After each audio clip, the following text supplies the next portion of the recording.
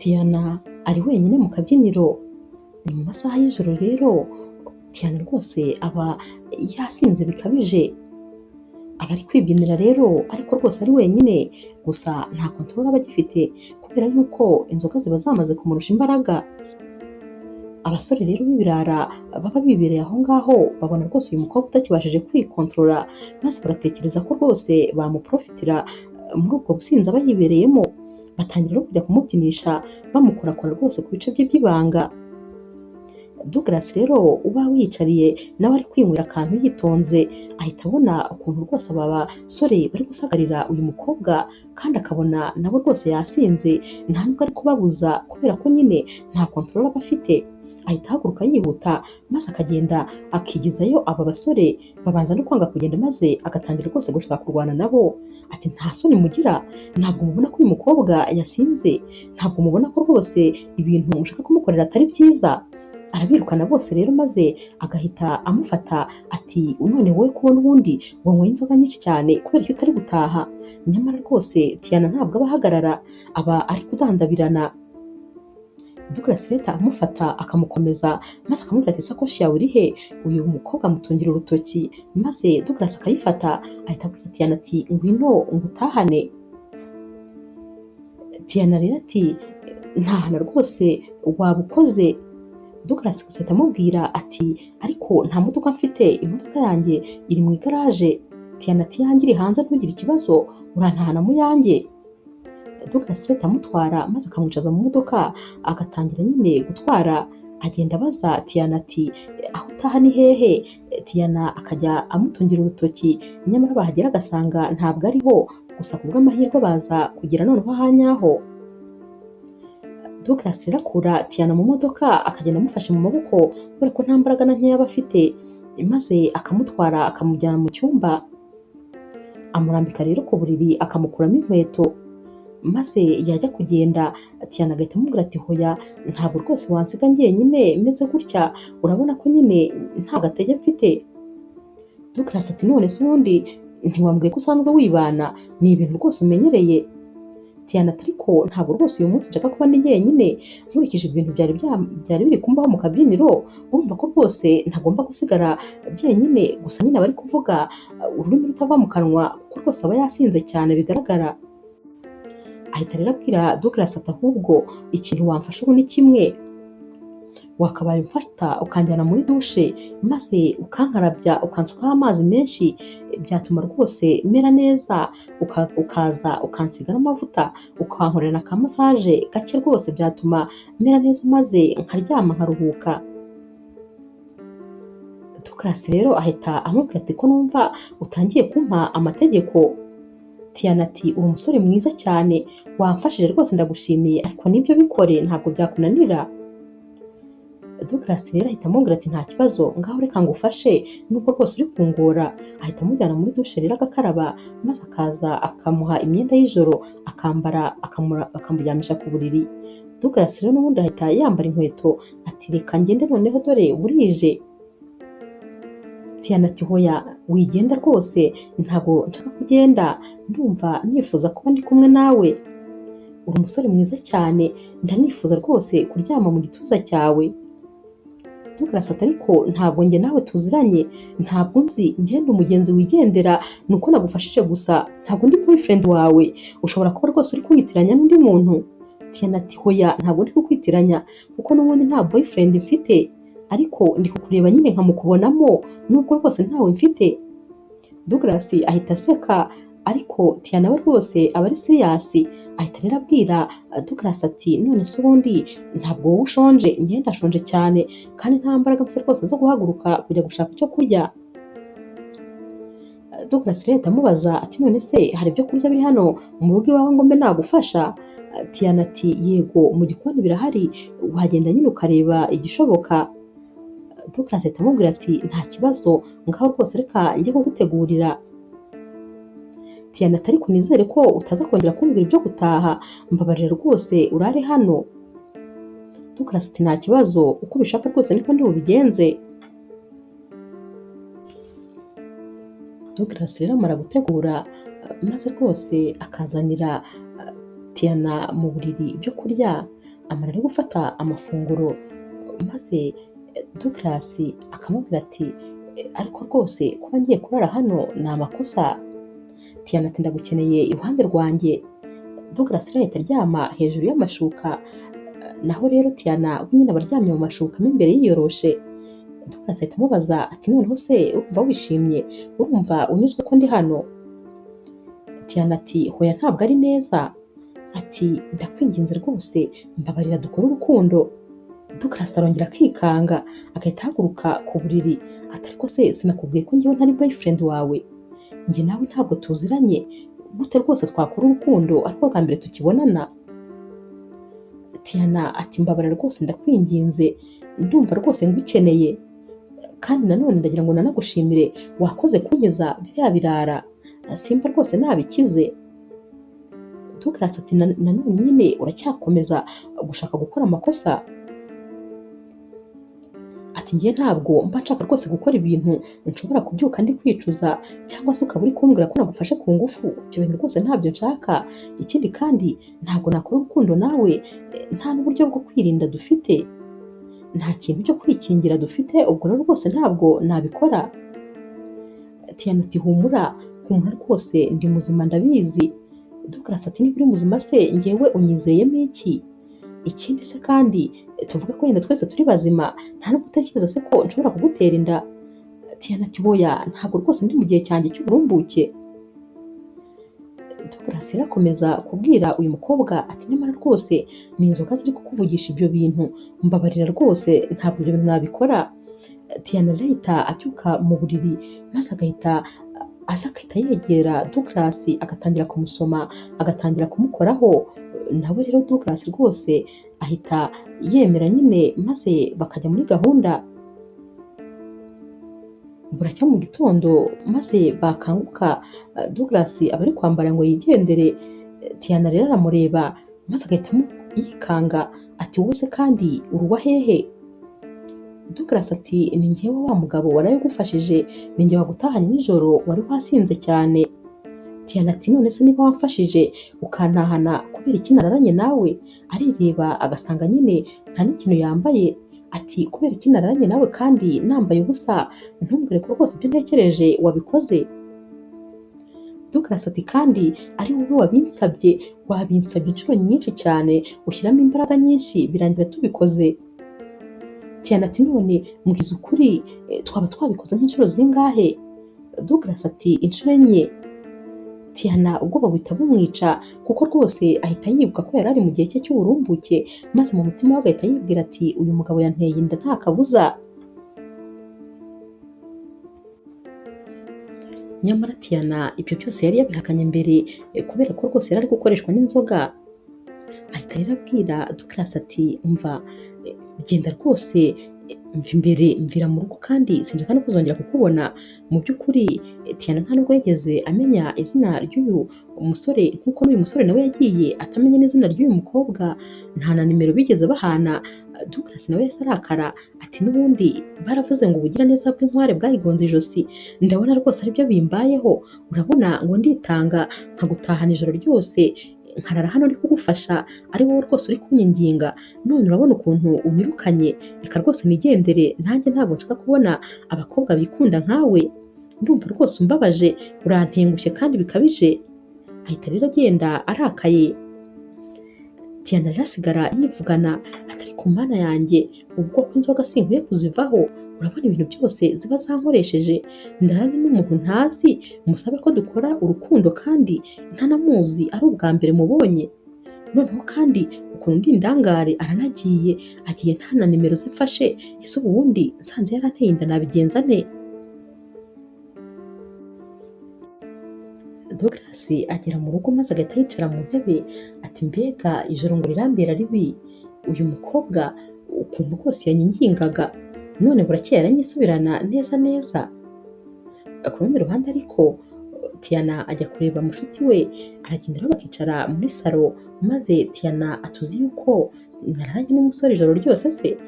Mushuti we ati mbega ibintu byiza, ati nari nabikubwiye ko rwose kugerageza kwirinda igitsina gabo no kugira umusheri rwose bitari igitekerezo cyiza. wagombaga nyine gushaka umusheri gusa ndumva nkwishimiye. Ati ngaho rero mbwira uwo musore w'umunyamahirwe yitwa nde? Diana ati ntakubeshye rero ntabwo rwose nzi izina rye. Uyu mukobwa w'inshuti ahita yijima mu maso ati ntabwo uzi izina rye?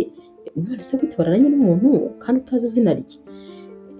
Diana ati urabona nagiye mu kabyiniro ndabyina maze ndanywa ndasinda, ndangije rero abasore batangira nyine kunyataka.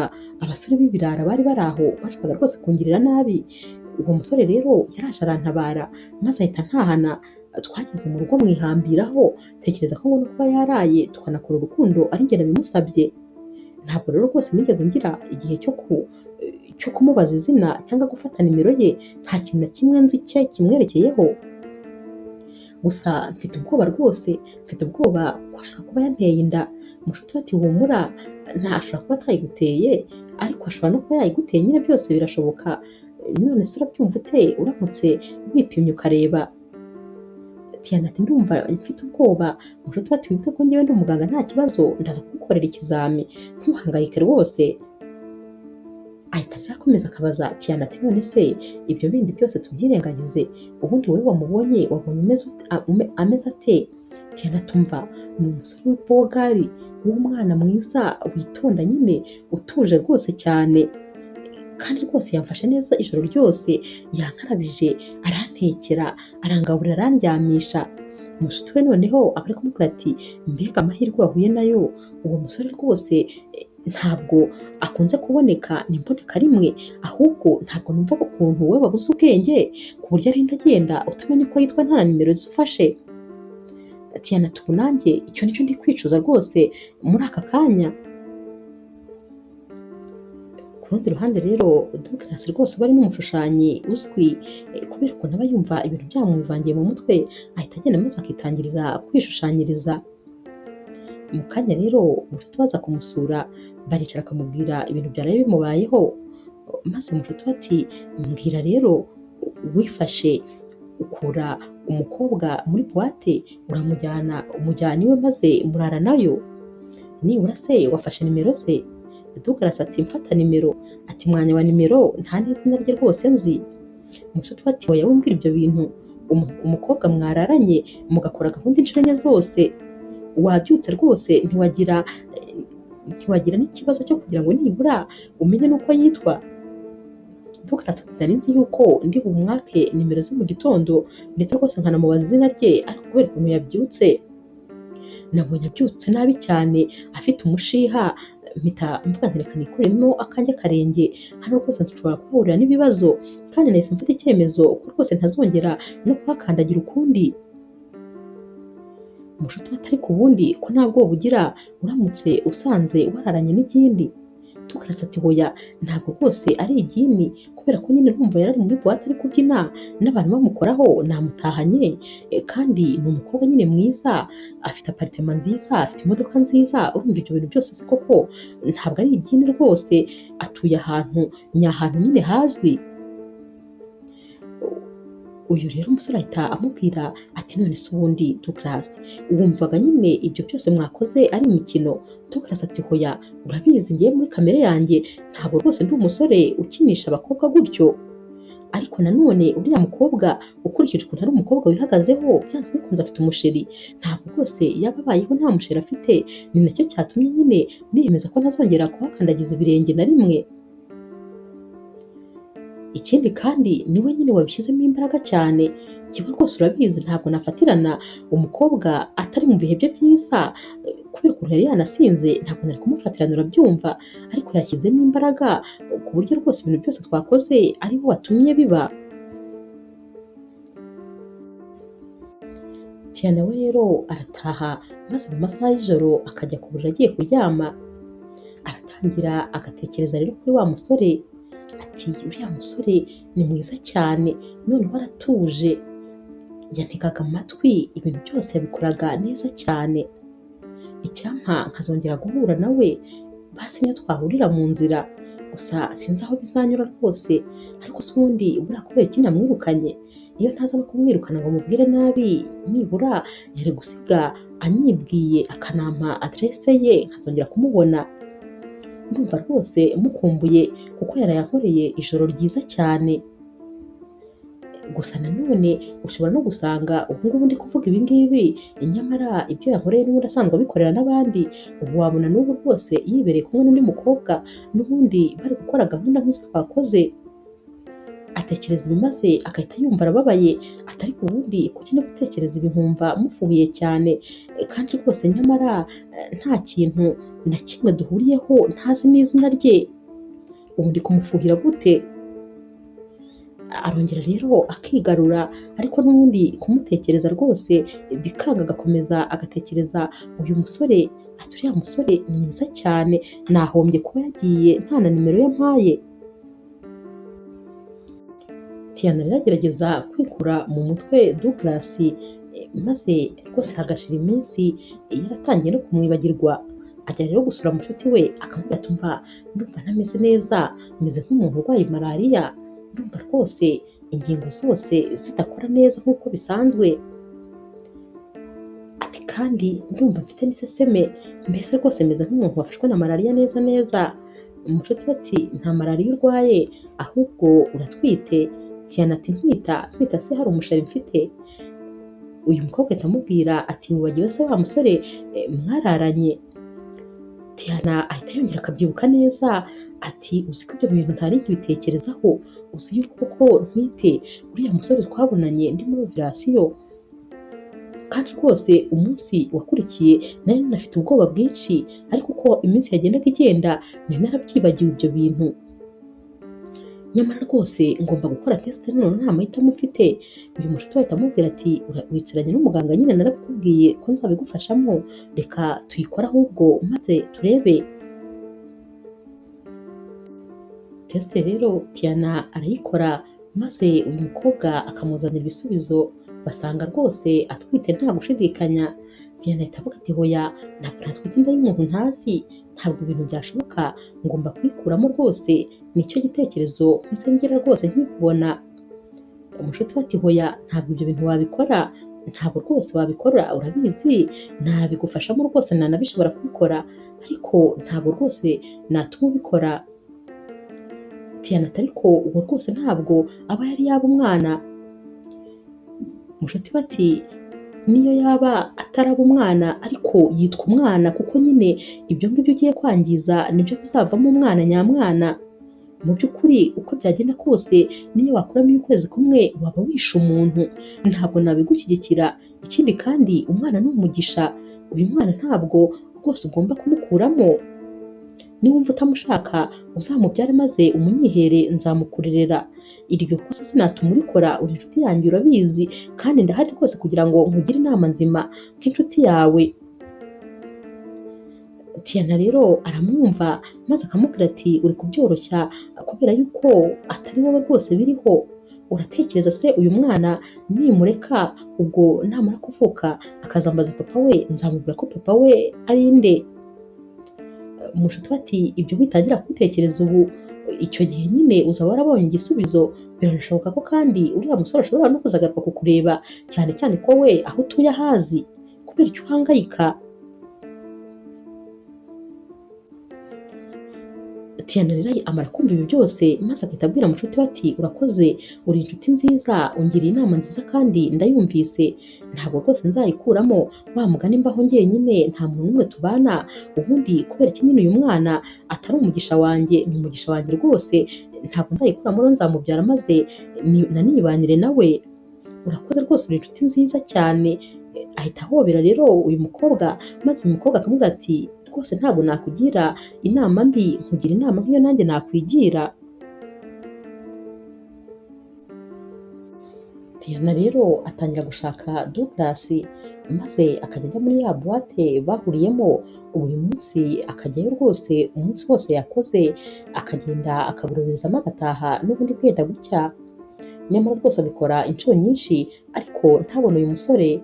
Abaza rero abaseriveri maze bakamubwira bati tumuheruka wa munsi nyine yagutahanaga wasinze, ntabwo yongeye kugaruka hano, ntitwongeye kumubona. Diana rero arataha n'ubundi akabwira umushuti we ati uyu musore naramubuze burundu wagira ngo yasibanganye ku ikarita y'isi. Nakekaga ko yenda ashobora kuba yarakundaga kuza muri kariya kabyiniro ariko nyamara ubu rwose maze kujyayo inshuro zitabarika ariko naramubuze ngo ntabwo aheruka. Ndabona ngiye gutuza nyine nkemera yuko mubuze maze nkamureka nkazirerera umwana nubwo rwose bitoroshye kuba nzarera umwana jyenyine mba mfite ubwoba bw'umunsi azambaza papa we.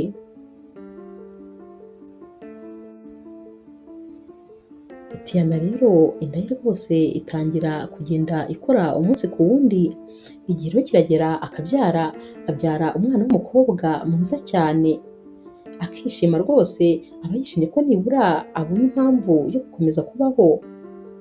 Nyuma rero y'imyaka 8 uyu mwana aba afite imyaka nyine 7.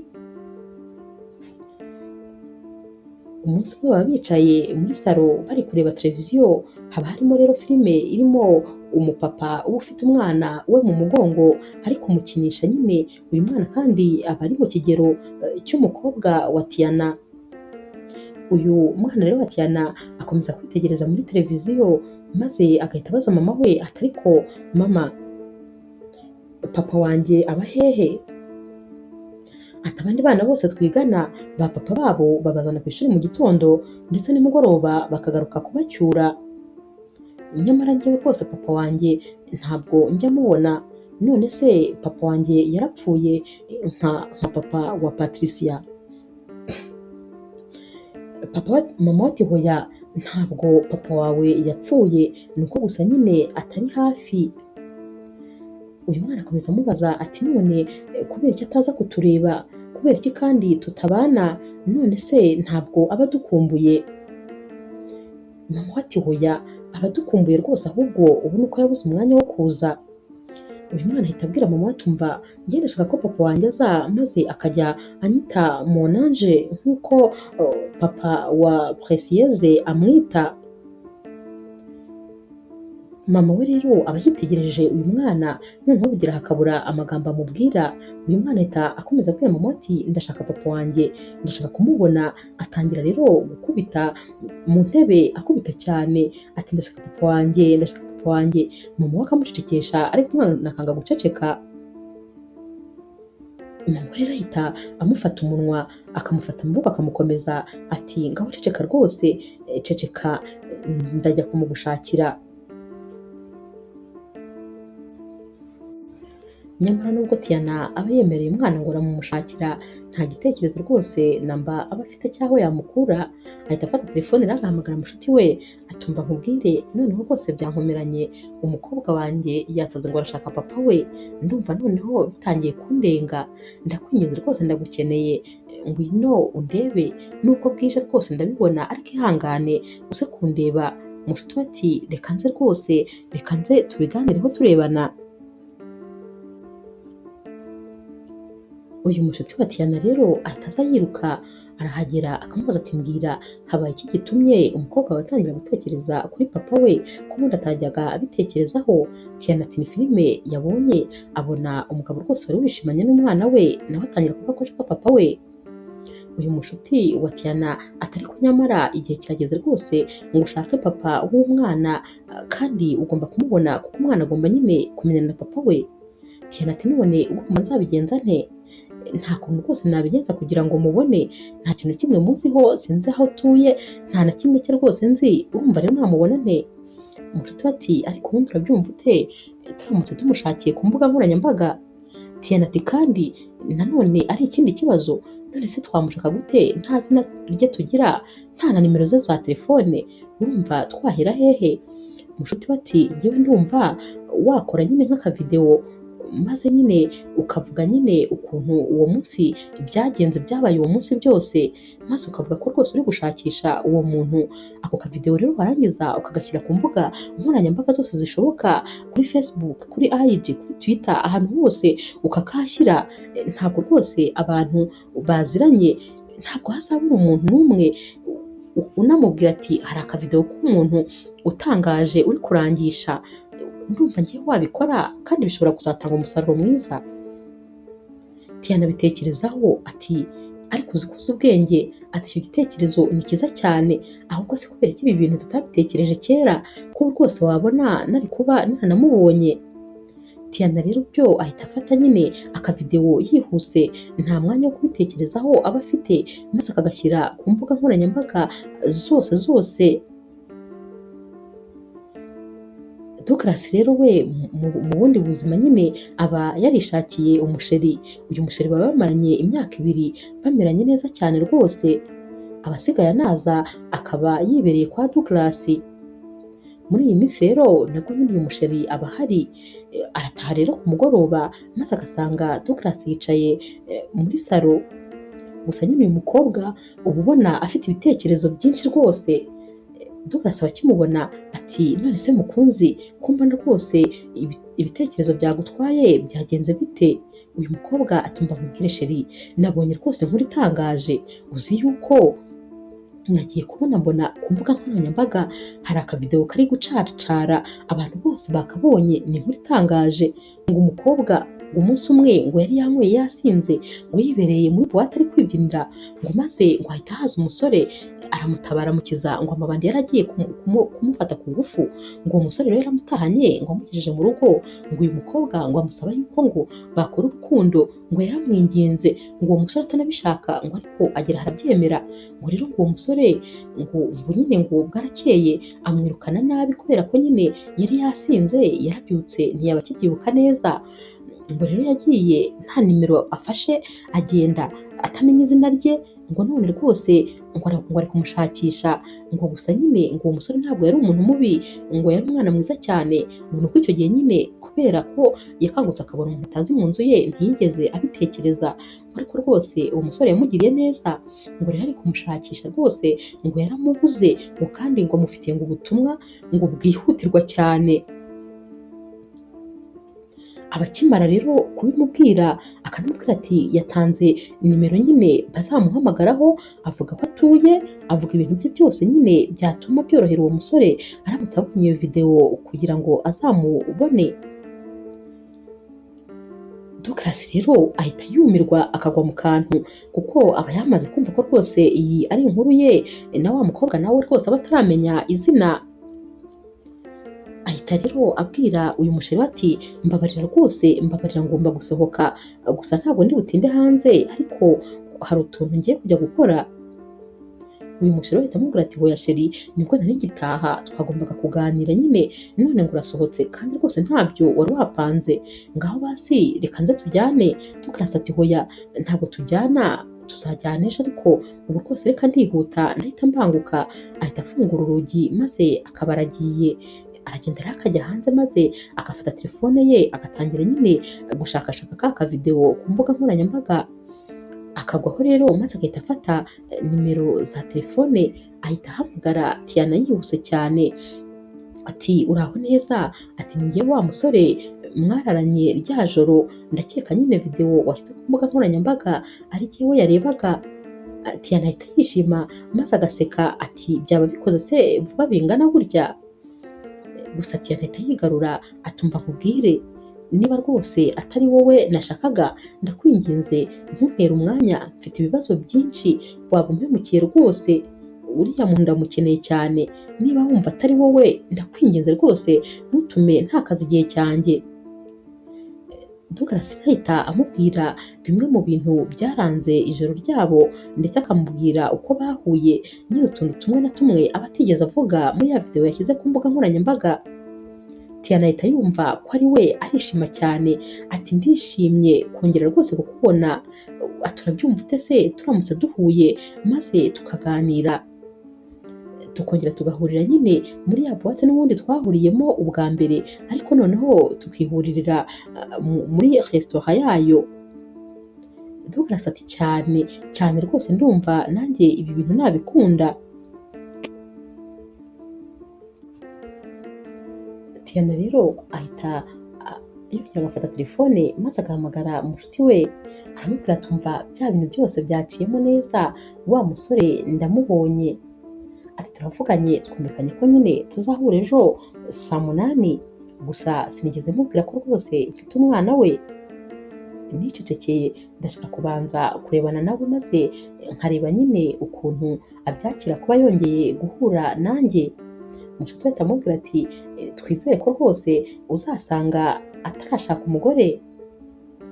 Tiana ati aramutse nyine ataramushaka byaba ari neza, ariko nyine yaranamushatse ubwo naba ndi umuhombyi nakwiyakira, gusa rwose nizere ko ntawe arashaka. Ndumva rwose nifuza ko tugirana umubano mwiza, ndifuza ko rwose dukomereza aho twari tugereje. Ntabwo nshaka ko njye nawe hari ikibazo twagirana. Tiana rero arara yashyushye yumva rwose atari we uri bubone bucya, maze agahura n'uyu musore aba afata telefone buri kanya ngo yongere amuhamagare, ariko nanone akavuga ati reka nihagarare bo naba nkabije. Ati gusa nizere ko rwose nzasanga akiri célibataire. Buracya rero amasaha akagera, Tiana aragenda akanahatanga rwose Douglas. Aragenda rero akicara, maze Douglas akaza ahita amubwira ati amakuru. Ntabwo rero birirwa basuhuzanya, nawe ahita yicara. Douglas ati umeze ute? Amakuru y'imyaka myinshi.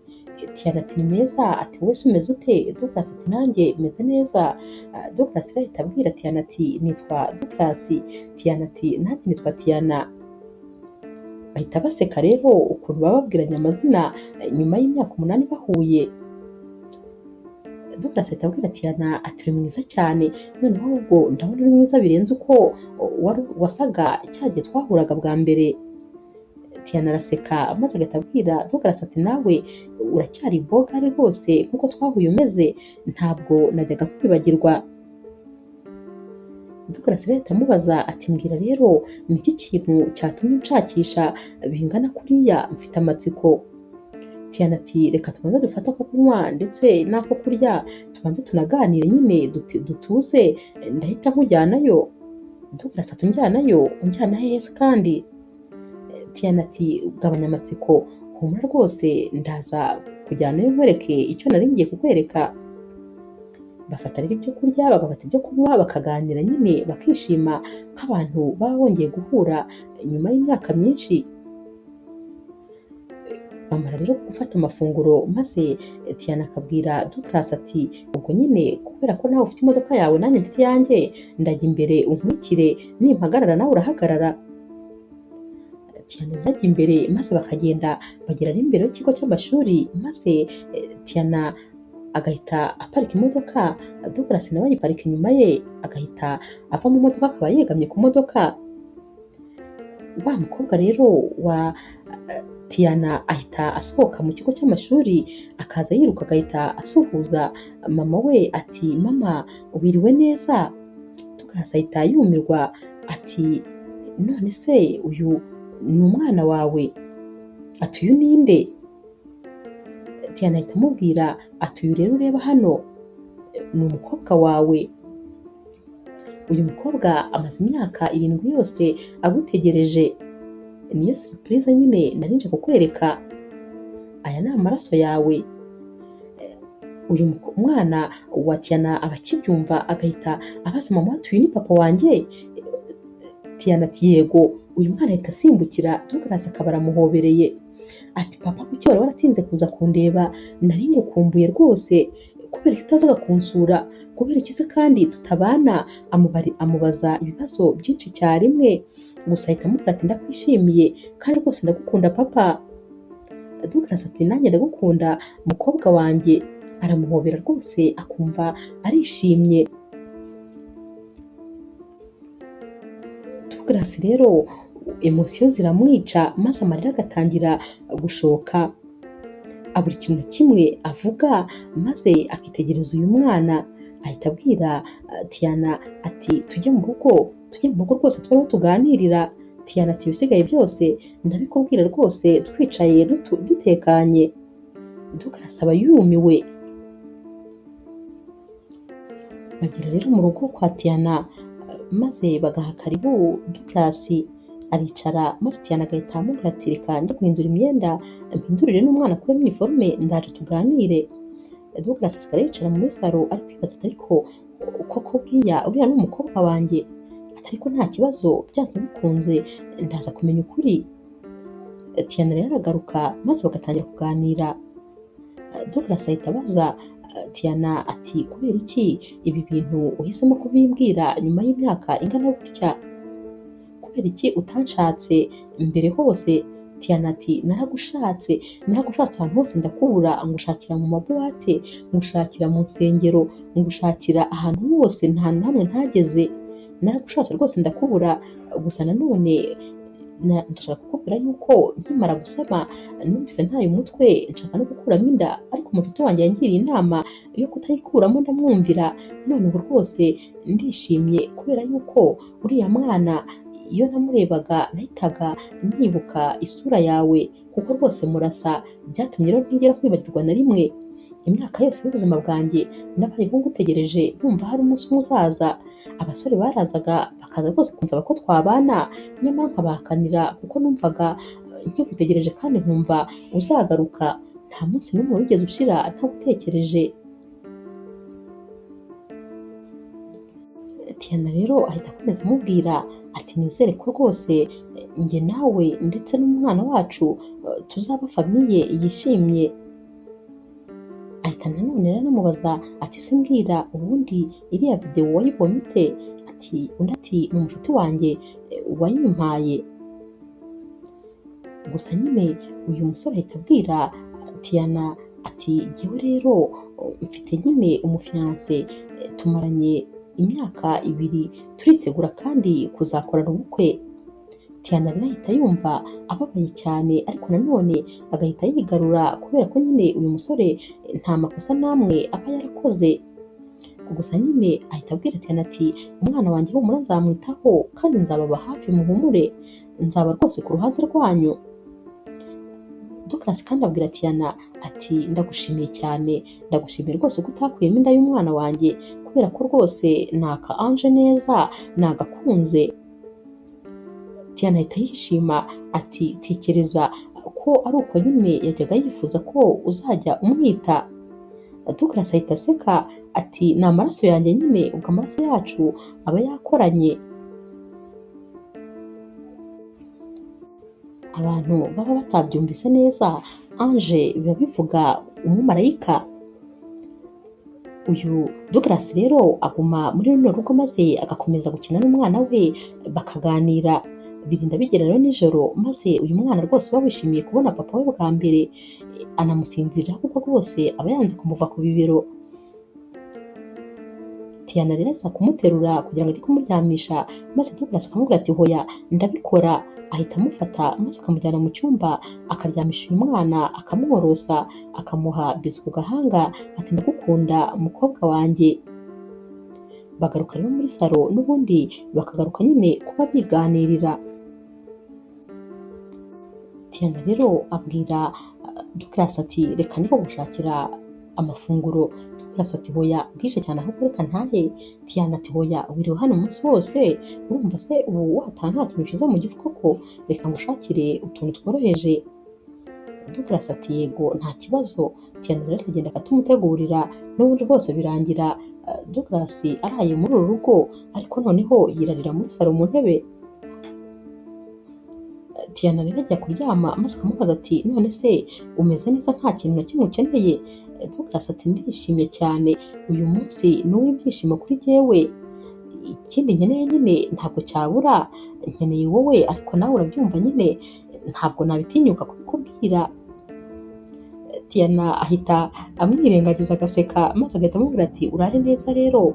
Tiana aragenda akajya mu buriri araryama, ariko akabura ibitotsi, gusinzira rwose biranga. Akajya akomeza avuga ati ariko se ubundi wajya kwirebera Douglas ubu nabasha gusinzira aryamye muri salo?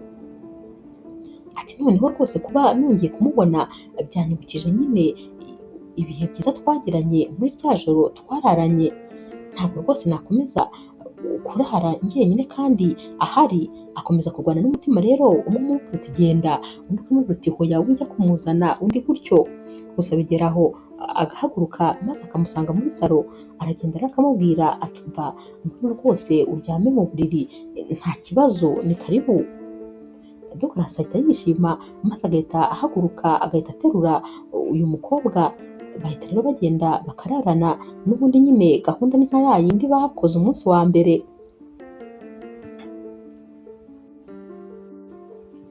Buracya mu gitondo rero maze bagategura umwana wabo bakamutwara ku ishuri, gusa uyu mwana abwira mama ati mama ndakwinginze mbabarira njyane na papa rwose mu modoka ye ndabigusabye, maze Douglas nawe agahita amubwira ati turabigusabye rwose mama tubabarire.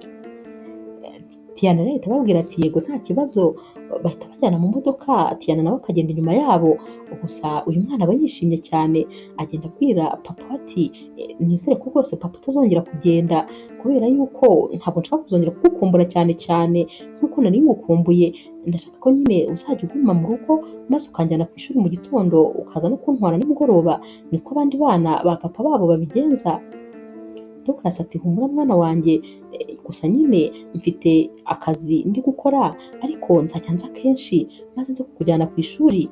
Barabyumvikana maze rwose umwana akabyemera, bamugeza rero ku ishuri agasezera papa we cyane ati ndagukunda papa, ndagukunda cyane kandi nishimiye guhura nawe. Papa aramubwira ati nanjye ndagukunda mukobwa wanjye. Baramusezera rero maze umwana akajya mu ishuri. Tiana rero ahita abaza Douglas ati ubu uratashye rero? Douglas ati yego reka ngende kubera ko ejo n'ubundi nasize na sheri wanjye yari yaje kundeba, ubu rwose yarambuze ntabwo azi ahantu ndi, gusa nzajya nza kenshi nze kubareba we n'umwana wanjye, ndabakunda kandi ndabishimiye ni ukuri. Tiana rero uyu munsi Mushuti aza kumureba maze Tiana akamubwira ati ntabwo wakumva ukuntu naraye rwose maze ijoro ryiza cyane, ati ijoro ryangendekeye neza ntabwo wabyumva, twiyibukije nyine ibihe byacu by'ahashize. Mushuti we ati ndishimye ku bwawe, ati none se cya kibazo nyine cyo kumubaza niba akiri seribateri, yahita amubwira ati rero ntabwo rwose akiri seribateri kuko afite nyine umufiyanse bamaranye imyaka 2, gusa ibyo ntacyo byambwiye. Mushuti we ahita amubwira ati ariko nanjye ndumva ntacyo bimbwiye, ntabwo bari abana, ikindi kandi ni wowe mufitanye umwana, ibyo rero byihorera ibintu birahinduka. Tiana ati ibyo nta nubwo nshaka kwitaho umwanya, ndishakira rwose kwibera mu byishimo, ndashaka kukubwira ko numva nishimye, ati nishimye ku buryo udashobora kubyumva, uriya musore ni mwiza, afite ubwiza butangaje. Ku rundi ruhande rero no kwa Douglas naho nuko nyine Mushuti we aza kumureba, amakuru aba ari menshi cyane. Douglas ati tekereza ko muri surprise bari bamfitiye yari umwana wanjye bari bagiye kunyereka ufite imyaka 7. Mushuti we ati ngo iki? Ati ni ukuvuga ko se cya gihe wasize umuteye inda? Douglas ati cyane, ati numiwe natangaye. Mushuti we ati none se niki cyakwemeje yuko ubundi uriya mwana ari uwawe? Douglas ati icya mbere nyine turasa, kandi ikindi cya kabiri ubaze neza wasanga bihura, ikindi kandi ntabwo rwose numva ukuntu yaba atari uwanjye akaba yaramaze imyaka 7 yose atambwira ko yambyariye, akabimbwira ubu ngubu, urumva se yaba ari kungukira he? Nta nyungu na zimwe yaba afite. Mushuti ati ahubwo se yakubwiye ko ari iyihe mpamvu atari yarabikubwiye? Douglas ati yaranshatse arambura, ubu rero ikintu cyatumye noneho agira imbaraga nyinshi ni uko umwana wanjye yaratangiye kujya yirirwa mbaza, nicyo cyatumye noneho ahaguruka akoresha ibishoboka byose. Mushuti ati none se kandi ko wari ufite fiyanse ubwo urumva bimeze bite? Douglas ati nyine ndi mu bibazo. Mushuti ati none se wowe utekereje ku bintu byose biri kukubaho urumva amahitamo yawe ari ayahe? Ati nyine se nawe utekereza umukobwa umfitiye umwana n'umwana wanjye ubundi bakabaye aribo mahitamo ya mbere, ariko nanone uriya mufiyanse wanjye ntabwo nabona ukuntu muhakanira kuko yambereye umwana mwiza muri iyo myaka 2 ishize, ubu se kuko nagenda nkamubwira ngo noneho ngo nabonye undi mugore n'umwana? Ati ibyo bintu nyine numva biragoye, gusa nahanjye ho kwicara nyine ngatekereza. Mushuti we ati bitekerezeho neza ariko umugore n'umwana imbere. Mushuti wa Tiana we rero aramubwira ati ndakubwire ntabwo ugomba kureka uriya musore agucika, ugomba gukoresha ubwiza bwawe, ugakoresha ubwenge bwawe, ugakoresha imbaraga zawe zose, ntabwo rwose agomba kongera kukuva mu ntoki. Uriya musore uramukunda kandi nawe aragukunda urabibona, ntuzamureke rero agenda, ugomba kumwigarurira. Tiana aramubwira ati biragoye ariko rwose ndaje mbigerageze. Hashira iminsi rero maze Tiana akongera akiyumvaho bya bimenyetso nk'ibyo yiyumviseho bwa mbere. Arongera agakuka umutima kuko rwose rya joro abonana na Douglas nabwo baba barongeye bagakora gahunda. Arongera akipima n'ubundi agahita yongera agasanga aratwite, noneho ahita ata umutwe akenda gusara. Abibwira rero umushuti we tumva nkubwire, mu byo utekereza byose ntukore kuri uyu mwana kuko nawe ngomba kumukiza nk'uko nakijije uwa mbere, ntabwo wamukoraho urabizi, ahubwo ugomba kubibwira uriya musore maze agafata icyemezo ko mugomba kubana. Nta kuntu yagutera inda ebyiri zose ngo maze arenga ajye gushaka undi muntu badafitanye umwana, ntabwo ibyo bintu bishoboka. Tiana ati yego rwose ndabyumva ariko nanone ntabwo ari ubu buryo nshaka ko tubanamo. Uriya musore ashobora kugira ngo mba rwose namuteze imitego, ashobora kugira ngo mbikora mbishaka kubera ko nyine mushaka mu buzima bwanjye. Ntabwo ari uko rwose nshaka ko tubana, ndamukunda cyane urabizi, ndanamukeneye ariko nanone mukeneye nyine binyuze mu nzira nziza.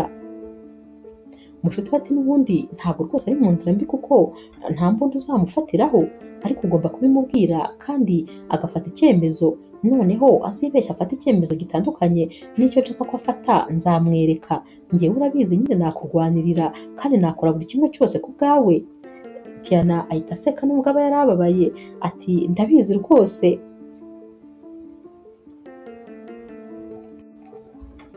Hashira iminsi rero Tiana ahamagara Douglas maze ntamwitabe ndetse rwose ntaba n'igikunda kuza kubareba. Umunsi umwe rero Tiana aramuhamagara maze akamubwira ati ndagushaka byihutirwa, urakeneye rwose, hari ikibazo kiri mu rugo. Douglas aza yiruka maze yahagera ati mbwira umwana wanjye ari he, ameze neza, afite igihunga cyinshi cyane. Tiana ati noneho rero utangiye kumwitaho, none se ubundi kubera utari ukitwitaba, kubera iki kandi utarukiza kutureba? Douglas ati nari ndi busy. Ati ubwo nyine wari busy na sheri wawe? Gute se uba busy na sheri wawe maze ukibagirwa umukobwa wawe? Batangira no gutongana maze Douglas ati ntabwo nabibagirwa, ntabwo rwose nakwibagirwa umwana wanjye. Tiana ati itegure neza rero kubera ko n'uwa kabiri araje, ubu rwose ndatwite. Abivuga kandi umwana we w'umukobwa ari gusohoka mu cyumba ahita abyumva, aza ahamagara papa we ariko akaba yumvise ko mama we atwite maze agahita atangira kubiririmba ati mama aratwite. Ati ubwo bivuze ko tugiye kubona umubebe. Ahita azenguruka muri salo agenda abibyina ati tugiye kubona umubebe, tugiye kubona umubebe.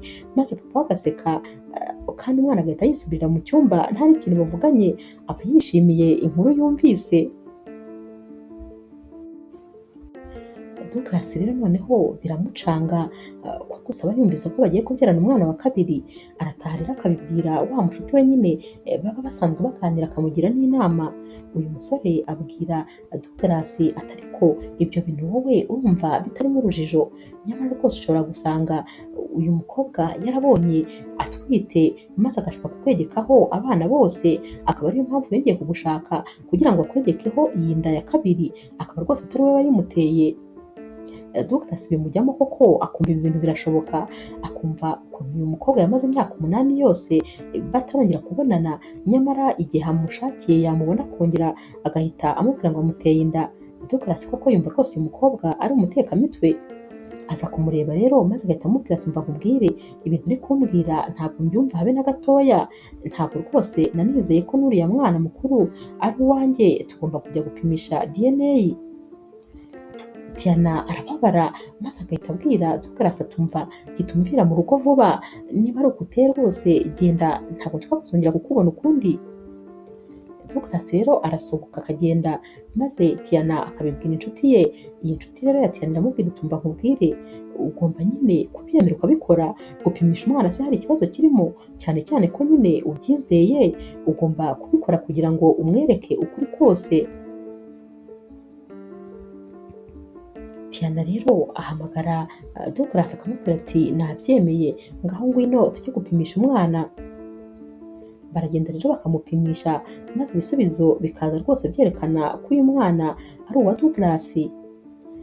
Douglas rero asaba imbabazi Tiana kuba rwose ataramwizeye, nyamara Tiana ntabwo rwose aba abyumva, ahita amubwira ati umva ntabwo rwose nkeneye kukubabarira kubera yuko uri umusore mubi wanyeretse ko nta cyizere nyine umfitiye, tekereza nawe ukuntu wababaje umwana wacu, reba ibi bintu byose yanyuzemo, ibyo byose ni ukubera wowe umwihakana ngo ntabwo ari umwana wawe, ni ukuri gusaba imbabazi rero kuko si njye wababaje umwana wawe. Douglas rero noneho biramucanga maze Tiana noneho nawe agatangira kujya yanga kumwitaba kuri telefone. Douglas abwira Mushuti we ati mbabarira umperekeze rwose tujye gusaba imbabazi turi babiri ahari yatwumva. Baragenda rero bagasanga n'ubundi Tiana nawe ari kumwe na Mushuti we, bamubwira ko nyine baje kumusaba imbabazi, maze Tiana akababwira ati umva njyewe umusore wihakana umwana ntabwo rwose nkeneye kumubona, kandi ni ukuri narakubabariye, inshingano ntazo ushoboye, n'ubundi uyu mwana naramureze imyaka 7 yose, ubu rero ntabwo ari bwo byananira kumurera, nari nguhaye icyubahiro cyo kugira ngo witwe papa ariko waracyitesheje, ubwo none mugende nimumvire mu nzu, nta nubwo nshaka kuzongera kubabona ukundi, rwose ntabwo nakubabarira.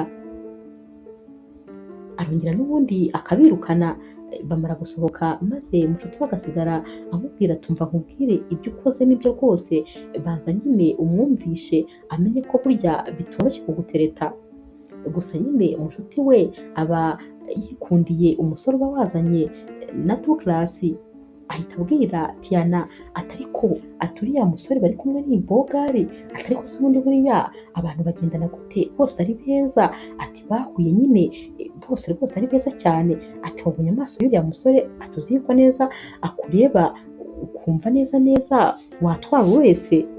Tiana ahita amuseka ati sawa ibyambayeho ntabwo uri kubibona, none nawe urashaka kwishora ku basore, uretse sha urashaka gutera ikirenge mu cyanjye, hagarara rero uraje nawe bakwereke.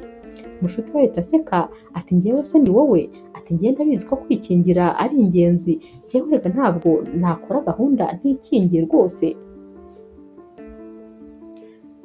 Gusa nyine Mushuti wa Tiana aramubwira ati umva uriya musore mukundana ni mwiza cyane, uretse ko rwose nawe wari uri kwihagararaho nyine, ariko ubundi ni ukuri ni mwiza ku buryo umukobwa wese yamureba agahita amukunda. Tiana ati cyane, ariko nanone agomba kumenya ko ndi umukobwa ufite agaciro, ntabwo agomba kungaraguza agato uko yishakiye. Mushuti we ati cyane. Tiana ati none se mbwira ubwo ko natampamagara bizagenda bite? Mushuti we atazaguhamagara. Tiana ati urumva sinshaka rwose gukomeza kwibabariza umwana, yari amaze guhura na papa we maze bongere batandukane, ntabwo mbishaka, nubwo rwose ndi kwihagararaho ariko nanone uriya musore rwose ndamukeneye. Mushuti we ati humura azagaruka, gusa nanone niyo ngira kuguhamagara cyangwa akaza kukureba uzamwemerere rwose umuhe amahirwe ya kabiri, nawe buraza aba amaze kubona amakosa yakoze. Tiana ati cyane, ati uriya musore ndamukunda, ati ndamukunda n'ubu rwose mba nabuze amahoro no kumwirukana, uzi ko mba numva nta mbaraga mfite, nuko gusa nyine ngomba kubyihatamo, ariko rwose nta mbaraga mba mfite zo kumwirukana. Mushuti we ati mba mbireba no mu maso yawe biba bigaragara ko rwose urukundo ufite ntaho rwahurira n'urwango wamwanga, uramukora cyane bigaragara. Tiana rero abwira Mushuti we ati nasakuje cyane, ndumva rwose umutwe uremereye. Mushuti we ati umva nkubwire uzambarize niba uriya mushuti wa sheri wawe ari célibataire. Tiana arongera akamureba ati ariko se ubundi wowe ufite ikihe kibazo? Mushuti we ati nyamara njyewe ndi kwibariza, uzambabarire nyine uzabimbarize kandi uzampe igisubizo. Ku rundi ruhande rero Douglas arataha, yagera mu rugo agahamagara fiance we kugira ngo amubwize ukuri rwose uko ibintu byose bimeze. Fiance we rero araza maze Douglas akamubwira ati hari ikintu nshaka kukubwira kandi gikomeye, umbabarire rwose wihangane. Sheri we ati uri kuntera ubwoba, ngaho rwose mbwira. Douglas ati nagira ngo nyine nkubwire yuko umunsi umwe hari umukobwa twahuriye muri boîte, maze nyine nkamucyura bikarangira turyamanye, uwo munsi kandi nkamutera inda. Nyuma y'imyaka 8 rero nibwo yatangiye kunshakisha kuko nta nimero yanjye yagiraga. Ubwo nagiye kumureba nsanga rwose afite umwana w'imyaka 7. ubwo nyine nashakaga kukubwira ko wa musore wavugwaga muri ya video wambwiye ku mbuga nkoranyambaga, uriya musore yari jyewe, uriya mukobwa ni njye yashakaga, ni njye namuteye inda. Fiyanse we ati wamuteye inda? Ahita yumirwa ati gusa nanone kuko ibyo byose byabaye tutaramenyana ndakubabariye. Douglas ati hari ikindi rero gikomeye, ubwo najyaga kumureba narayeyo nyine turi kuvugana uko byagenze ibintu byose, turongera turaryamana, none n'ubundi namuteye indi nda antutiye undi mwana.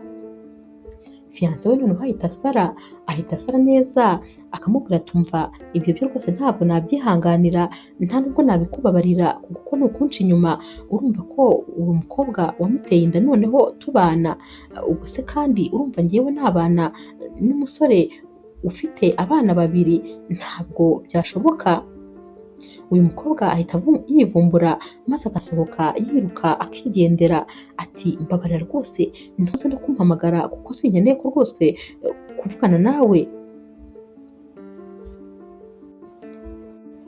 Hashira iminsi rero maze uyu mufiyanse wa Douglas akagaruka kumureba, araza akamubwira atumva rero nkubwire naragukunze kandi cyane, none rwose narije kugira ngo nguhe uburenganzira uzishakanire na Tiana, muzashakane rwose mufatanye kurera abana banyu, ntabwo byaba ari byiza ndamutse mbagiye hagati, ntabwo rwose nshaka gutesha abana papa wabo, ikindi kandi umuntu mugiye kubyarana kabiri ntabwo wamucaho ngo ushake undi, ikigaragara cyo uramukunda, niyo mpamvu buri uko mubonanye uba wumva nyine mwakora urukundo,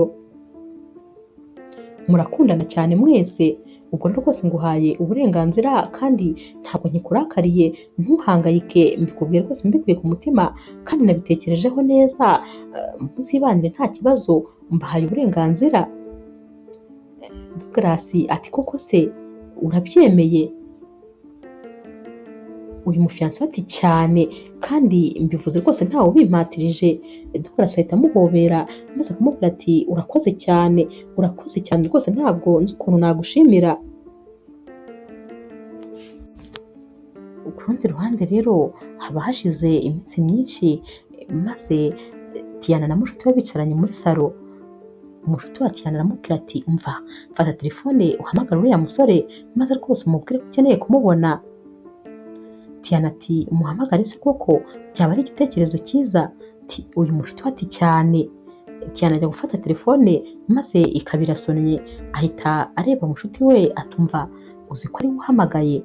Mushuti we ati noneho ni byiza kurushaho. Tiana rero aritaba maze uyu musore agahita amubwira ati ndifuza ko tubonana, ndifuza rwose ko waza kunsura mu rugo tukavugana.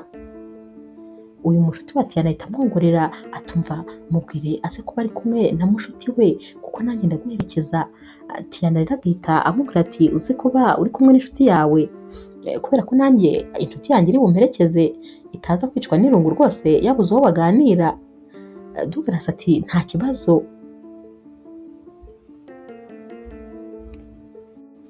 Tiana ava kuri telefone maze agatangira guserereza mushuti we ati warakunze, uri mu rukundo, ndabona warashyushye neza urenda kuzashyirira.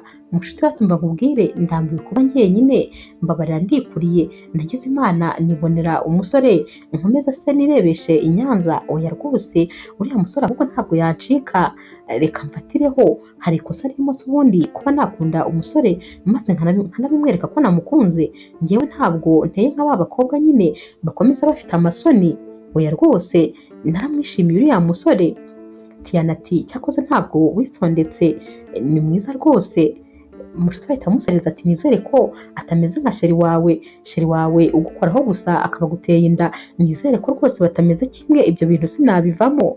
Bahita batangira rero kubiseka maze bakabigira burage. Ku mugoroba rero Tiana na mushuti we bajya kureba Douglas, bagerayo nyine bagasanga Douglas nawe ari kumwe n'inshuti ye.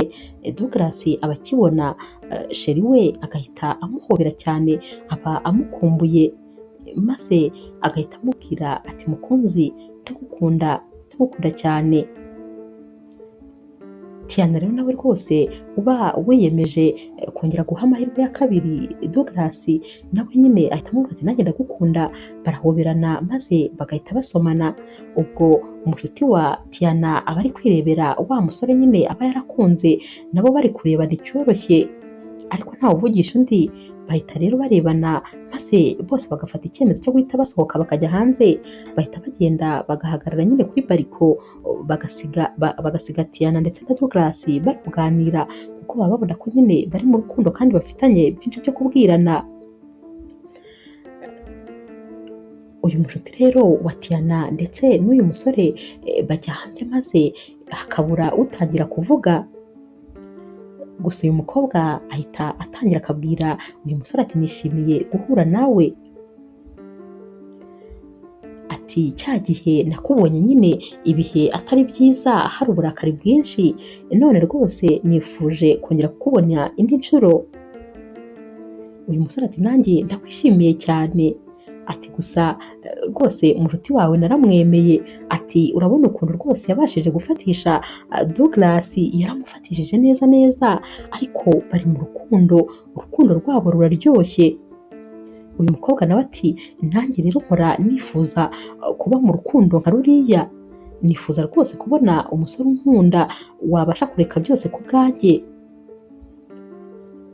Uyu musore nawe ati nanjye ni uko numva rwose nkeneye umukobwa dukundana tukabyumva kimwe tukajya inama.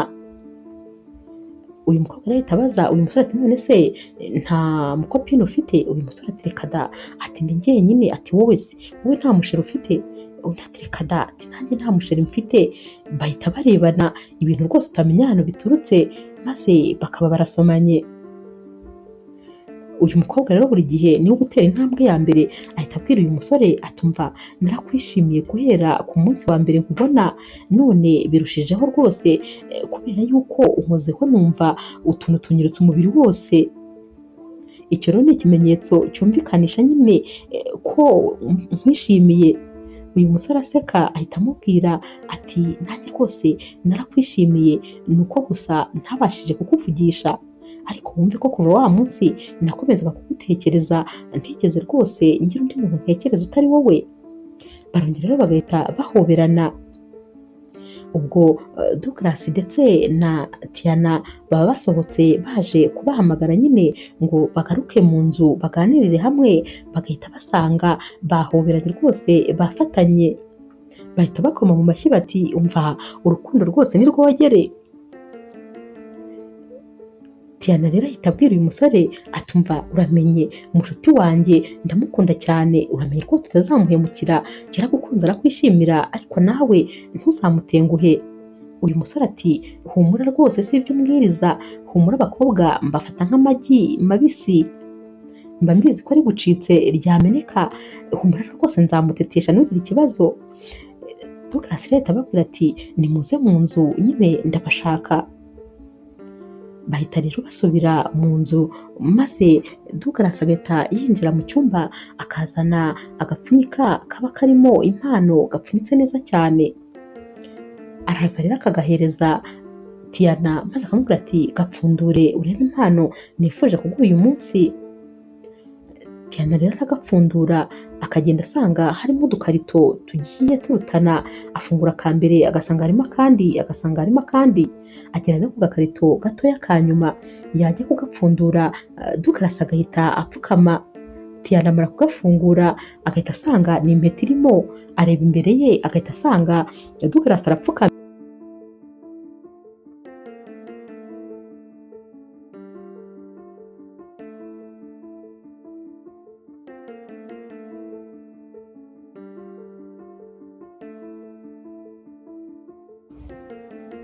Tiana rero aba agikubita amaso iyi mpeta maze akaba areba imbere ye agahita asanga Douglas arapfukamye.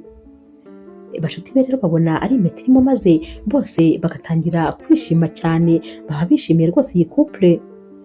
Douglas ahita amubwira ati none se mukunzi wanjye wakwemera kuzambera umugore maze tukabana akaramata wowe n'abana bacu babiri. Aba bashuti babo rero bahita bavuga bati vuga yego Tiana, vuga yego, vuga yego. Tiana ati yego ndabyemeye, ubwo bari kumuhereza ikiganza ari nako Douglas nawe ari gufata ya mpeta maze agahita ayambika Tiana. Tiana ahita amuhagurutsa bagahoberana, maze Douglas akamubwira ati ndagukunda cyane mukunzi, ndagukunda rwose. Tiana ati nanjye ndagukunda, atari ko se wa mufiance wawe? Douglas ati humura, yaduhaye rwose uburenganzira, yamviriye mu buzima, yambwiye ko ngomba kubana na mama w'abana banjye babiri, kuko rwose byanze bikunze niwe nkunda niba narabashije kumutera inda kabiri kose. Bahita bongera bagahoberana, maze Tiana akamubwira ati nanjye ndagukunda cyane. Ya couple yo ku ruhande nayo bahita bihoberanira nabo bagasomana. Inkuru yacu y'urukundo rero naho tuyisoreje, mwakoze kuyikurikira. Niba ukunda inkuru z'urukundo zica kuri Zasha TV, ntukagende udakoze subscribe, like, share na comment. Ni inkunga ikomeye kuri jyewe. Ndabakunda cyane rero nk'ibisanzwe.